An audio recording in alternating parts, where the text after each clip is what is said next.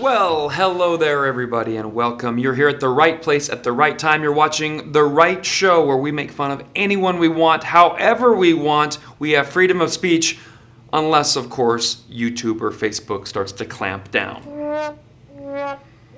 However, we're still going to joke around, tell you what's going on in the world, and today's episode is number 46. This all started as just a fun little thing about a year ago, and here we are with a huge fan base, because this is not just a regular late night show. Obviously, I'm in my podcast studio, but I can put your questions and comments up on the screen. Podcasters, if you're listening, there might be a description link to click if you want to watch along. This is The Right Show, a support group for normal people. We need it now more than ever. One of my fans commented earlier and said, this is where we hang out and get away from radical leftists for just 45 minutes to an hour every Wednesday, and I'm so glad you're here. Today, we talk about my trip to Tampa, Florida, one of the free states out of the 50. We watch Biden disrespect Martin Luther King Jr. We witness Kamala go full kanai. Okay, I do not approve of that question. On an NBC reporter. Oh, and we end it all with a sneak peek from my late night show called The Last Night Show. It's all happening right here. Welcome everybody. This is the first month in over a year where my YouTube subscribers are going backwards.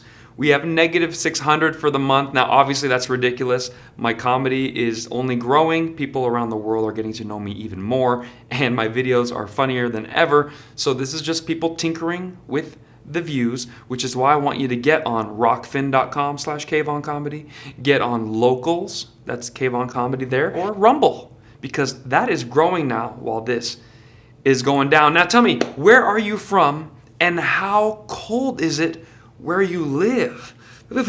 Maybe you're in Tampa and that was quite a sight for sore eyes, because if you're experiencing winter weather, ooh, this was nothing but tropical. Or maybe you like it where it's cold and you're loving that. Now, the next places I'm gonna be are Miami, Hanover, Pennsylvania, Philadelphia, Chicago, Raleigh, Manhattan, Naples, Florida, and then back to Tampa. I just needed a loop. I want to experience all the 4 seasons in the next 3 months.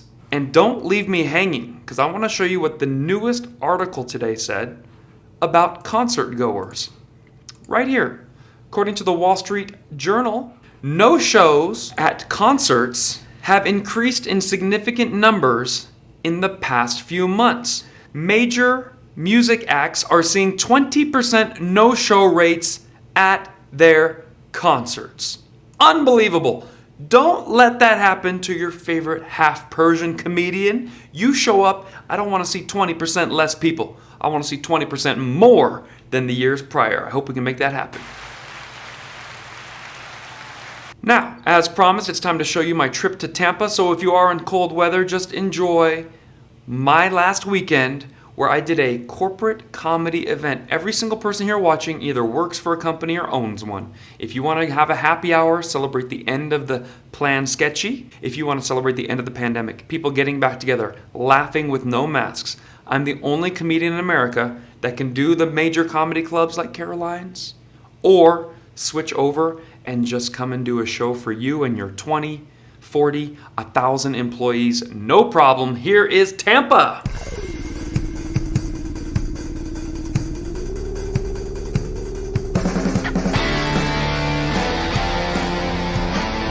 That car is horny. Without the permission of the staff, we moved this thing indoors, okay? I want all the women to applaud for me right now, because we were going to be outside for this whole thing. Thank you. Thank you. You would have had very hard nipples, but now we can rest easy and laugh. This is your Christmas party, is it? Yes. That's Christmas. Holiday party. Holiday party. Oh, you don't want to offend the Jews. All right, I get it.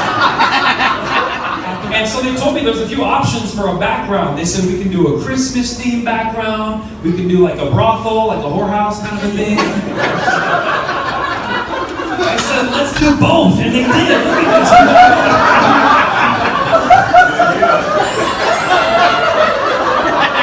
This is how you know this is a smart company. They do their Christmas party 2.5 weeks after Christmas. Everything is lower in price. Nobody. We're doing gift giveaways, like a raffle after this, and every gift is something Erin didn't want that she got for Christmas.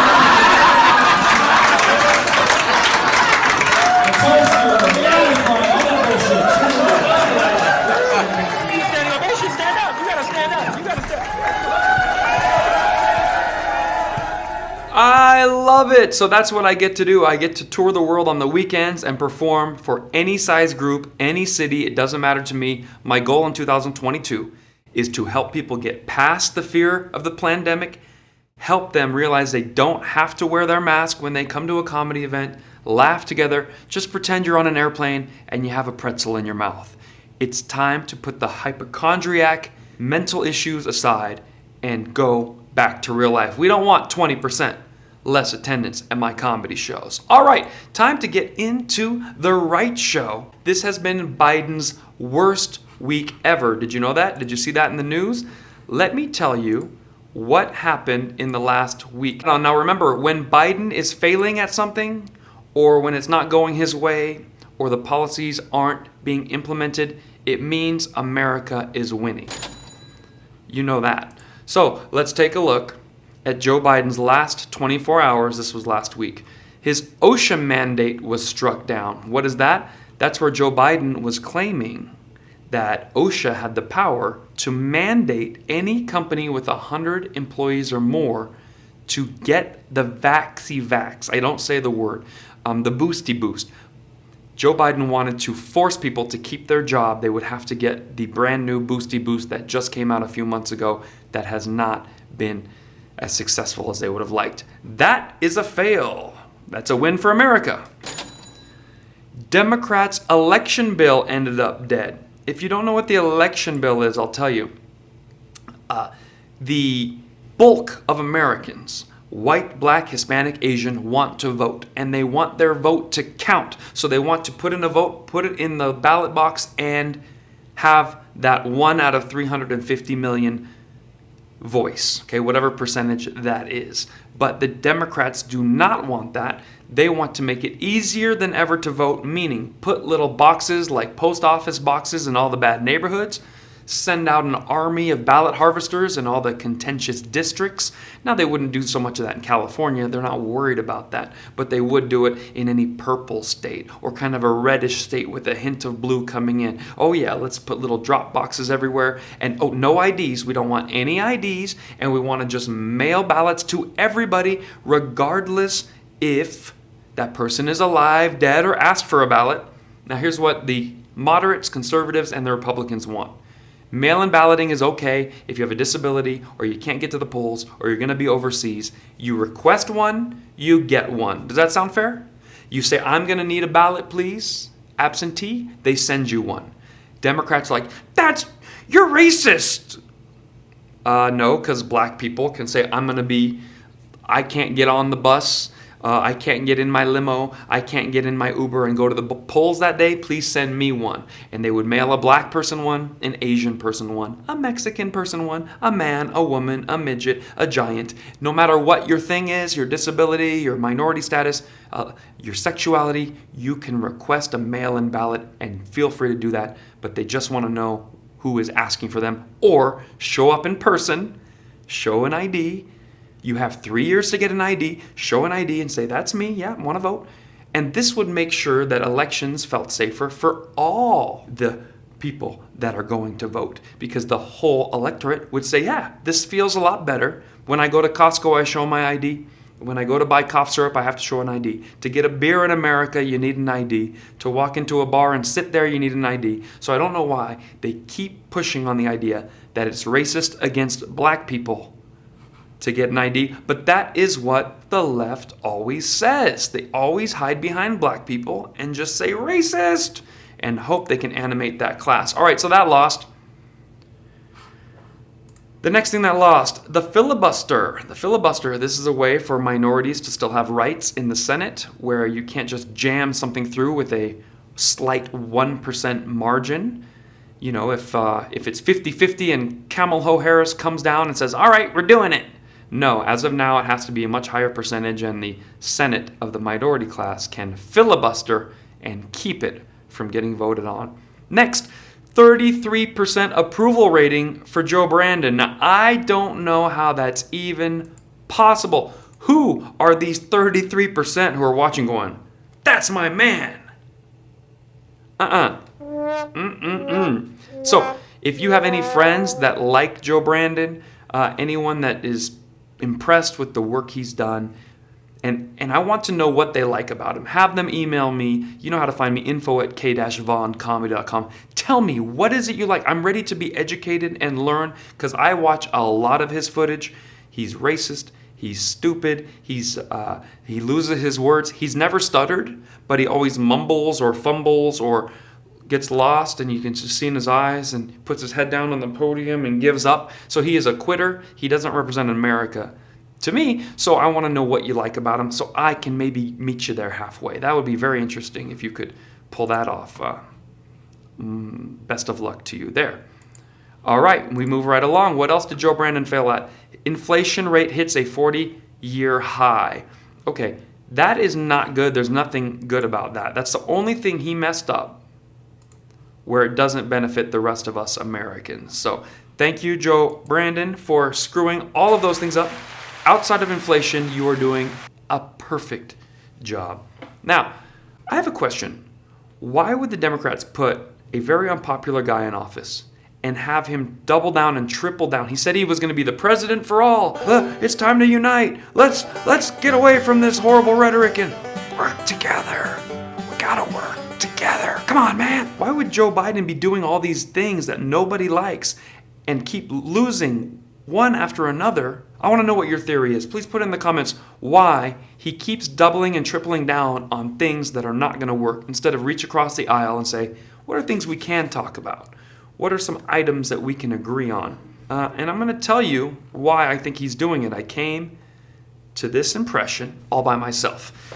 I think Joe Biden is going so far left and picking the most unpopular things to do because the Democrat Party is forcing him to do that. If he can slip a few by, that's fine. They're going to get a W for that. Oh, we got that thing. Oh, he's blaming white supremacy for all these African Americans, men who are punching Asian. This is great. So he's still getting a lot of accomplishments. The narrative in America is that white supremacy is at an all-time high. African American criminals are just the innocent baby victims of a horrible racist society. All these things are painting the narrative, and then they can just throw Joe Biden out in the trash in about a year or two. When Joe's done, they can say, we didn't really like him.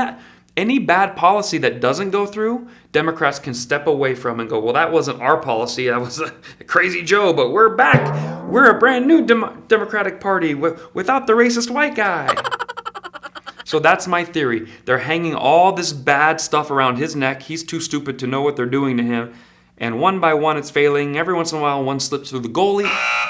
Even the Boosty Boost mandate, it was live for 2-3 months, and then it collapsed. So they're still getting the ball closer to the goal without tarnishing the Democratic brand, because they're going to throw him through the wood chipper and say, we never liked that guy either. We're on the same page. Hey, we got a better Democratic candidate. Sorry about that, old man, but we're with you, America. He was horrible.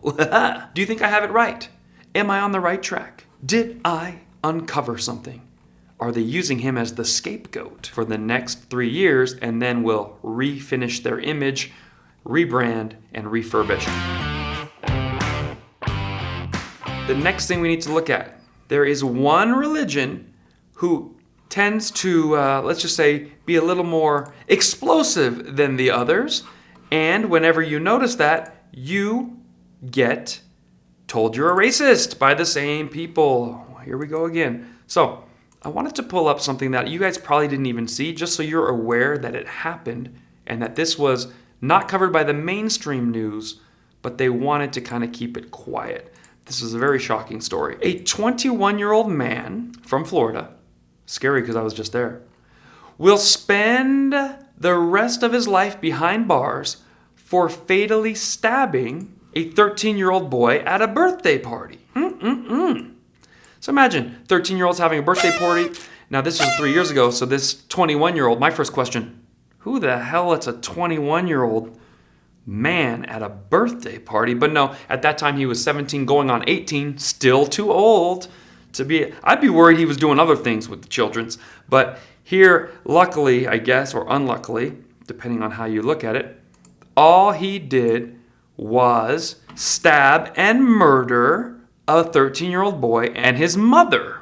Okay? 13-year-old boy and his mother murdered by this 21-year-old. Now, why did he do it? I will read it to you. He felt the boy, the 13-year-old boy, made comments he deemed an affront to his Islamic faith during a 2018 sleepover, Judge Cheryl Caracuzo said. So my question for you is, did anyone hear about that? Did you hear that story in the mainstream news? I didn't, so maybe I'm out of the loop. I follow the news pretty closely, so I just want to find out who of you heard that story. Nope. We got nope. And he stabbed the mom too. Yes, he stabbed and killed the mom as well. We got some nopes. Okay, why did you not hear about that story? Do you think if a 21-year-old MAGA hat-wearing Trump supporter spent the night at a young Barack Obama supporter's house and he felt that the 13-year-old made negative comments about Donald Trump or Christianity or white people, and he stabbed the young black child and the mom to death, would that person be a national story or just a little local news story? A Florida man? No, it would be front page on every single newspaper. There'd be bronze statues built to the 13-year-old and so forth. So it's just very sad that happened. And the reason I found that story, I wasn't even looking for that story. I had heard that there was a synagogue that was held hostage by yet another of the same following, if you will. And so I was like, wow, let me Google hostage, killed, and I named the religion. I'm not allowed to say it here because YouTube is policed by people that would censor me for that. So you know the religion, I can't say it, we'll just call it the more explosive religion. And as I was looking it up, that was the first article that popped up. I go, what's this one? Oh, no, that's not the one I'm looking for. I'm looking at a synagogue in Dallas, Texas. Who heard about that one? That's right, Texas last week, and there was a guy from the Allah Akbars who came in there and held the Jewish people hostage. And his demand was, we must release a Allah Akbar woman that was in jail. And so I thought, okay, so at least we know who did it. And they held up the Jewish people. And I was waiting for my president, who can't wait to jump on TV. As soon as there's any police incident, he's like, white supremacy, racism, the police need to rein it in, the judge was racist. I'm like, all right, so he thinks from his Oval Office set built on a soundstage studio in the Rose Garden, 2 blocks from his house, he thinks he can tell from a distance why every crime happened.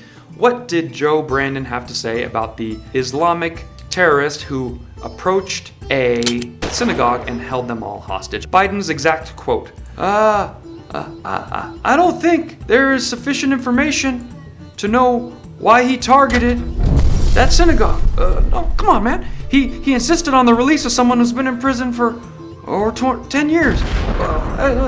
Why he was using anti-Semitic and anti-Israel comments, I don't know.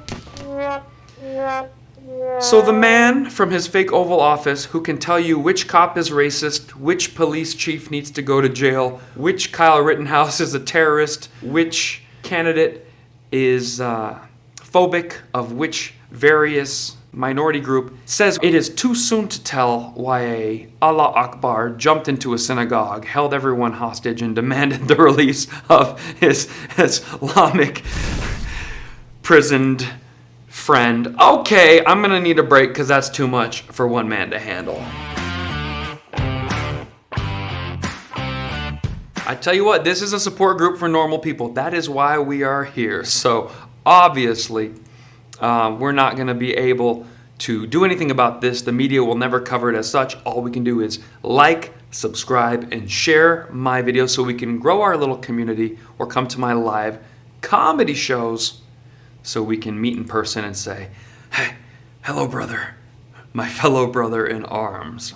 Let's just stay on Biden one last time. He does not know why the Allah Akbar jumped into a synagogue and held them hostage, demanding the release of his Islamic counterpart. However, he did have the time to disrespect Martin Luther King like never before when he equated him and actually said, Fentanyl Floyd outdid Martin Luther King. Watch this in case you missed it. I posted it yesterday. It's my #1 video of the week. It is your favorite half-Persian comedian touring the world, and you're not going to believe this unless you see it yourself. Roll it. Dr. King's assassination did not have the worldwide impact that George Floyd's death did.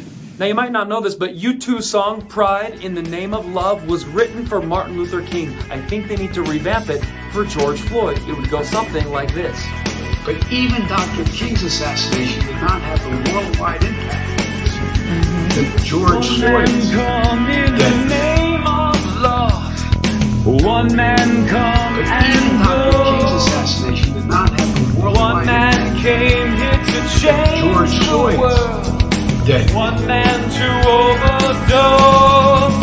Even Dr. King's assassination did not have the worldwide impact. If you're confused, this is the narrative the radical mainstream left is pushing. That quote was probably written from a student straight out of UC Berkeley. Up is down, 2 + 2 = 5. Men make the best female swimmers. Right is wrong. It's all right here under the Let's Go Brandon administration. See, now a lot of you did not know that Pride in the Name of Love was written by Bono and U2 for the late, great Martin Luther King Jr. So I had the idea, what if they had to revamp it to make Joe Brandon feel good about his fake comparison? And so I did. Now, that was the instrumental version of the song, and I just held my iPhone and I had to put the instrumental in my ear so that I could sing directly into my iPhone. And the quality, let me tell you, had I been in a studio jamming with the band, and then they could synthesize my voice with the music and equalize it, it would have been the best sounding. I could have really, one man come in the name of love, one man come and go. But as I was playing that into my iPhone, it came out very thin and kind of like wimpy. I was like, ugh. So luckily, you guys did not beat me up in my singing. Thank you. We have JH107 said, I'll give that singing a pass. Now, one of the great lines of that song, In the Name of Love, is one man that came in the name of love, that man came to overthrow. But I just said, one man come in the name of love and to change the world, and one man to overdose in the name. And, obviously, we got to go from there. Hey, someone liked the singing. Perfect. There we go. Now, that wasn't the only funny thing to happen this week with the media. Kamala Harris was asked by a black NBC reporter. Thank God, because had he been a white reporter, she would have called him racist and unleashed on him, calling him a bixer, a bigoted, Islamophobic, xenophobic, sexist, racist. Those are the 5 things they call everybody.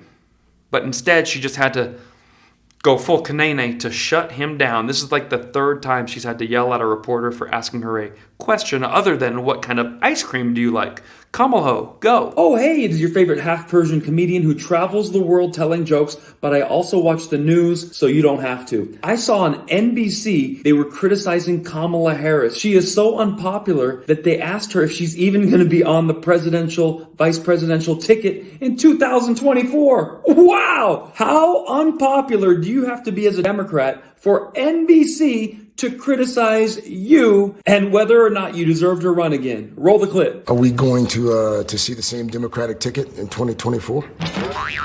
I'm sorry, we are thinking about today. I mean, honestly, that I know why you're asking the question, because this is the part of the punditry and the gossip around places like Washington, D.C. Let me just tell you something. We're focused on the things in front of us. You're at least familiar with some of the punditry. I don't know if you've heard that there's been some talk about a Biden-Cheney ticket perhaps in 2024. Did you read that article? No, I did not, and I really could care less about the high-class gossip on these issues. What'd you think? I'm just as shocked as you are. And it gets even worse. They kept criticizing her handling of the virus. You know, a lot of very stupid people believe Joe Biden was the answer to the coronavirus. He promised it like an old slimy politician, and many of you fell for it. How? I don't know. I tried to warn you, but now Biden's death toll has surpassed Trump's. Do you feel stupid yet?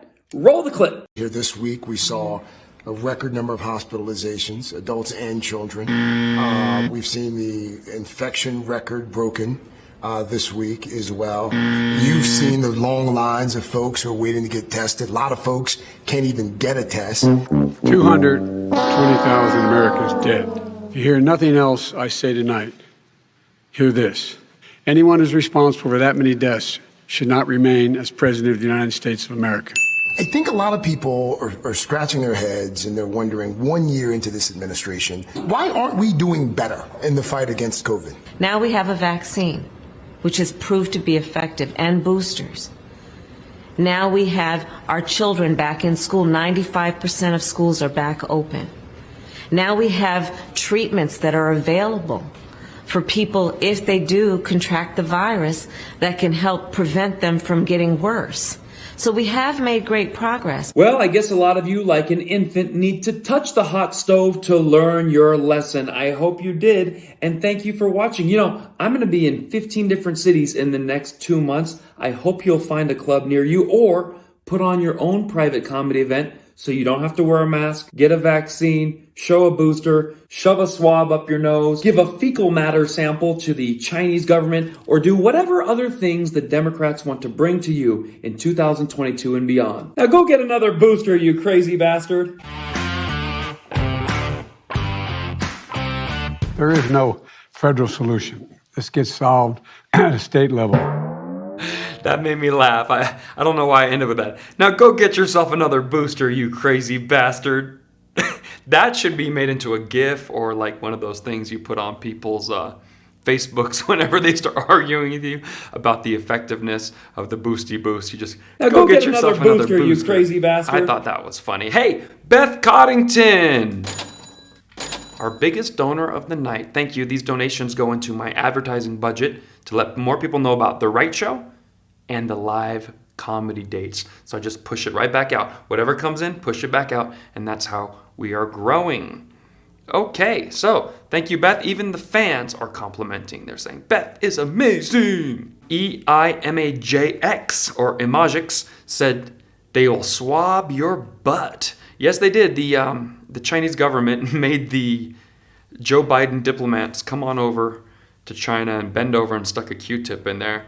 The sad part was Pete Buttigieg was like, how come I didn't get invited? Thank you. He's having his own Chinese COVID party at home, I'm sure. All right, we move right along to the next topic, which is not one you will want to miss. This is taking the world by storm, and I'm going to show you how to argue effectively. Here we have a gentleman named Djokovic, Novak Djokovic. This is a man from Serbia. He is the best tennis player in the entire world. And leftists have gone wild. He has become the newest person they hate. Now remember, the radical left loves when LeBron James says his opinion. They love when Colin Kaepernick, he was like, I'm a victim. Say what's on your mind and risk everything. Just do it. I noticed I did a white guy voice for Colin because that's what his parents are. Just do it, dude. Yeah, I've got this fro, but I was raised by white people and I went to school in Reno. Just do it. So, the left loves when people make a stand for what they believe in, unless it is a white male from Serbia who does not want to get the Boosty Boost, because now you are exposing the radical left and their religion. Did you guys hear about this? Do you guys know what happened to Djokovic? Just do it. I'm oppressed. You want to talk about true oppression? You have the number one athlete in the world, not a benched footballer who can't play anymore like Colin Kaepernick, but the number one seed currently, who just recently recovered from I can't say the word. And the left says, too bad, these are the rules. Sorry, buddy. I am so glad he put everyone's life at risk trying to go play tennis, the most socially distant sport known to man, where the other guy is way over there and all you're doing is hitting a ball to him.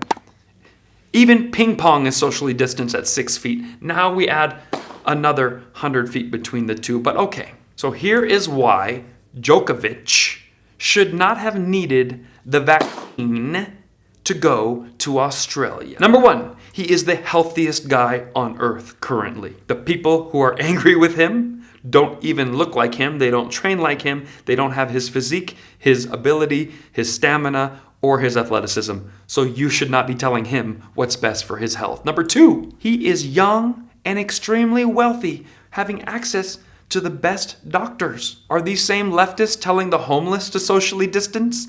Are they telling the illegals to stop, drop, and roll, show us your card, tell us what you're doing? How dare you come to this country? No, they want to take out their anger on a privileged, successful, white male. Number 3, Djokovic already survived the Rona, and he has the antibodies. Not long ago, not 2 years ago, in December. Number 4, the Australian government already makes carve-outs for their cronies. There's been over 26 other exemptions in this tennis tournament alone to various players and various coaches and staff to come to Australia. So why couldn't they hand out one more? Because they hate this guy. Number 5, he had permission from the 2 major tennis associations to come to Australia. It's not like he just tried to sneak over. He knew he'd have to go through the border. But he had a form of paper saying, we will let you play in this one. And the tennis association said, we also will let you play in this sanctioned tournament. He put these together with his passport, showed that he already had this disease, and he came across and roughed up and put in a hostel with a bunch of dirty people. 6, high-level athletes, whether you'd like to admit it or not, are experiencing heart issues. Young men dropping like flies on the soccer field, on the tennis court, on the football field. So you can have your own reasons why that might happen, but this is a concern this man has as an athlete. Number 7, even with the boosties, people are still getting the Roni and passing it along. Now, that's not what we were promised a year and a half, 2 years ago, when they said, hey, we got this new thing. Let's do this. We're 1 year in, and we're learning so much more. My whole thing is, show me the 5-year data. Number 8, Australia, you're gonna have to open eventually. So you might as well let a professional tennis player in. You can't hide forever. As soon as you open those doors, and all of you have hidden on an island, we don't want anyone coming in here so we never get the flu. We don't want to get sick. Well, eventually you're going to have to open your country up. And at what cost? At that point, how many small businesses have you shut down? How much of the tourism industry have you ruined? How much of your lives? How much of your mental health? How much of the people who needed to go to school and needed to be with family and needed to travel to visit people outside of the country and come back? And you made it so difficult and convoluted. Number 9, why is it any of your business what Djokovic does, leftists? They're only worried about this one thing. They're not going to test him for chickenpox, smallpox, worms, strep throat, mono, diarrhea, mono again because he's making out with a lot of hot chicks, let's be honest, whooping cough, norovirus, diphtheria, hepatitis, syphilis. This has become a religion for the radical left. They don't know about any of those viruses. They don't care about any of them. There's only one virus on their brain, the virus that they pray to every night. And number 10 reason why leftists, especially in America, need to shut up about Djokovic. Why are you pro-rules all of a sudden? You have never cared about the rules. But it's the law. Australia has a law. He needs to follow. Sorry, buddy. I'm just all about the rules.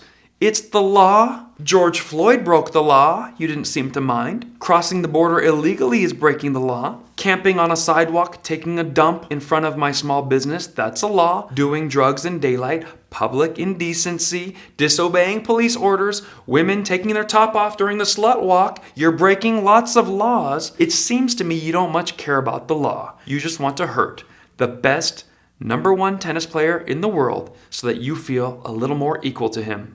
And you will never be. What they need to do is just have tennis tournaments in free, open places so the best athlete can win, because they are taking an opportunity away from this amazing guy. And this has got to be towards the end of his career. I think he's 35, 36. Tennis players don't usually go much past, 39, 40. This stopping him at 36, maybe don't let him play in when he's 37, you're basically taking the last few years of his career away. Okay, it is time to get into some other stuff here. People who love to follow the rules, it's just the rules. It's just a tennis player, Kvon, what do you care? The reason we stand up for a tennis player like Djokovic is because it happens all over the world. If the left can get a little power, they tend to ruin as many lives as they can. And right now, they're really big on the rules. Now, some of the rules they hate, some of the rules they love. But this Boosty Boost is the rule they love. So here's something the media will never tell you because the left created this situation and it is hurting a child. The Ronald McDonald House in Canada is set to evict a family. This is a low-income, underprivileged family. They can barely hang on because of all the, I believe it's leukemia this child has, child leukemia, and he cannot afford all of his different procedures and his different treatments and his doctor visits and his x-rays and all the things that go along with it. Well, because of the Ronald McDonald rule and the Canada rule, they're now going to evict this family because the family doesn't want, with all these other injections going into their child, one extra one. They're just not down with it. So here you have well, what do you care about Djokovic? He's rich. He should be punished. This kind of thinking trickles down and affects all of us, all the way down to poor people living in a Ronald McDonald house during the height of their cancer treatment. Now you know, okay?